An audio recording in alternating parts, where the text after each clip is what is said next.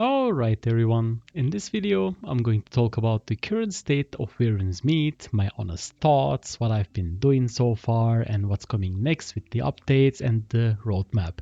Let's get started. I'm almost at 250 hours and I'm genuinely having a blast in this game right now. Like most of my time is spent doing quests and side quests, just getting pulled into random stories while I'm on the way to completely something different. In between, I'm constantly gathering herbs, killing enemies, clearing enemy camps, outposts, and the world is full of little combat pockets that make traveling feel really alive. Then there are all the activities on the side that keep pulling me in, like bosses, challenges, and mini games that break up the usual routine, so it never feels like I'm just following a checklist pretty much. I'm also catching horses, taking screenshots, and designing my profile, and these have become their own minigame for me, and sometimes I just log in to wander through the vast world of Shanghu. Progression and exploration are a very big part of why I am hooked in this game right now. I've been doing raids, discovering dungeons, and exploring the two regions we have right now. I am at about 88% in Shanghai and 55% in Kaifeng, and there's still so much to uncover. On top of all of that, I spend a lot of time testing different builds, chasing achievements, and sometimes it's just running around on my horse and appreciating the scenery and the atmosphere in the game.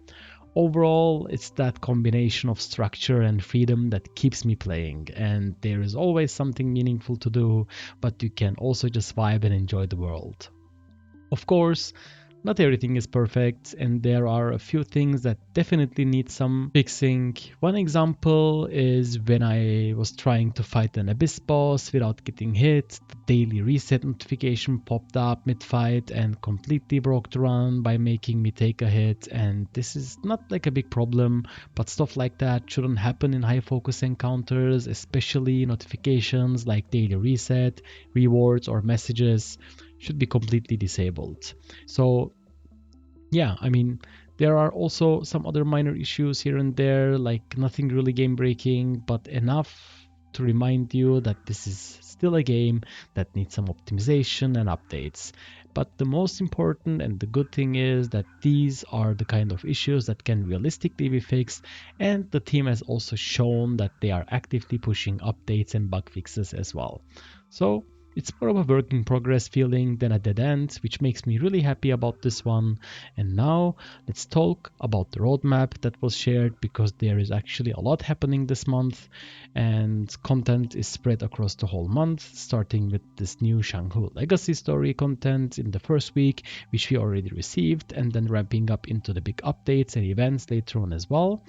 But before going deeper, a quick reminder: if you enjoy this type of content and want to see more guides, runs, and discussions about Where Winds Meet, consider subscribing to the channel and leaving a like.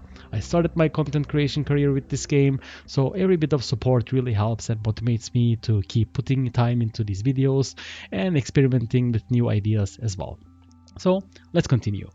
As mentioned, in the first week, we get two Shanghai Legacy chapters, 12 Years of Disputes, and on the first, and an Unholy Prophecy on the fourth, and this already adds more story to chew through if you enjoy narrative side and the world building of Shanghu.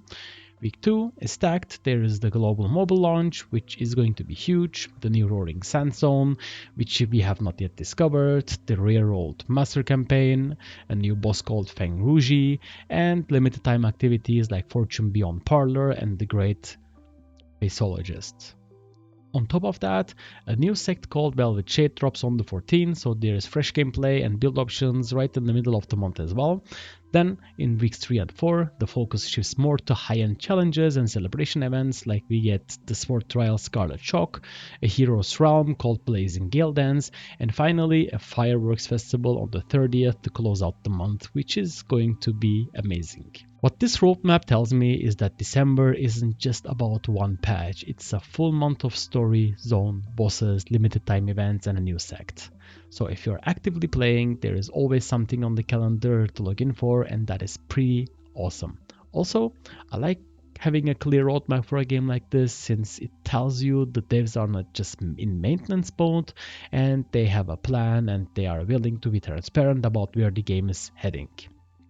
It also gives players like us reason to stick around, to be honest, because we can already see what's worth waiting for and what type of content we might want to prepare for in advance, so stay tuned for those updates. On top of the roadmap, there is also a new dev talk video that dropped yesterday, and in that video they go over the current state of the game and address some of the community feedback, while also giving it a bit more context about the direction they want to take, and they highlight upcoming improvements and contents, but what matters most is how they communicate their priorities and how much they seem to listen to player concerns. It is actually amazing. And here are some of my personal thoughts on what they said. First, it's good to see them directly acknowledge issues instead of pretending everything is perfect. That's great. Second, this gives more confidence that things like bugs, balance, and QoL updates are on their radar, and the features that they are focusing on line up pretty well with how people actually play.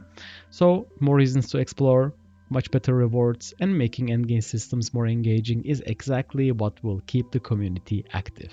If they follow through on the points from the dev talk and stay consistent with updates, Where Winds Meet has a really strong chance to grow rather than fade away like any other online titles.